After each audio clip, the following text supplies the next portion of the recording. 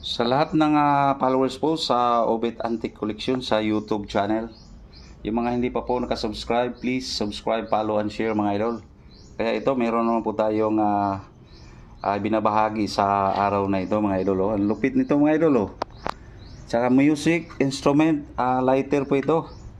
Tsaka gawa po ito ng mga aluminum o kaya brass ito mga idol. Ayan po. Tsaka sabi nung nagmamayari nito dati, gumagana pa raw po ito.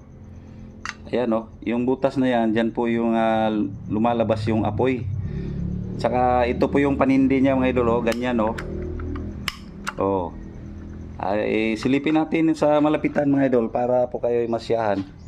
Ito po yung ano niya, yung lagayan po ng oxygen niya mga idol, oh, yun sa ilalim, ayan po. Oh, ang ganda mga idol oh.